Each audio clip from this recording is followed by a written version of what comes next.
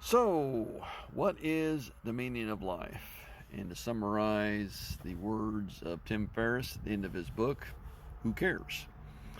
Not that uh, meaning or question or answer isn't important, but it's a poorly written question because all of the terms in that question are not defined. So then you can go down all kinds of rabbit holes, you can go down all kinds of nuances, you can go down all kinds of things. So that he said that is an important distinction for when answering questions or philosophical questions or deep questions.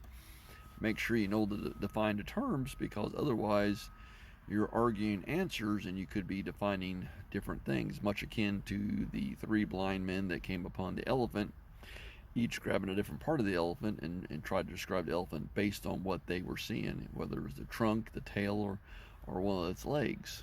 But they were all correct, but they were all partially wrong. So that's important on that. And another thing he talked about was noteworthy is if you can't immediately impact the question, then don't worry about it either. It's like, how can we get the trains to run on time? I have no control over that. So then why do I need to ponder that?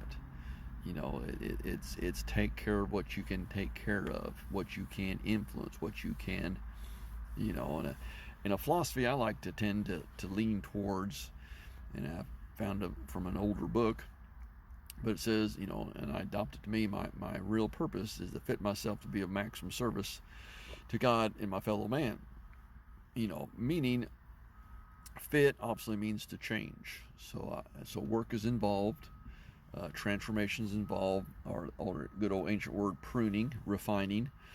So there's going to be some, action taking place, and what I may be may not be what I need to be. So, maximum service.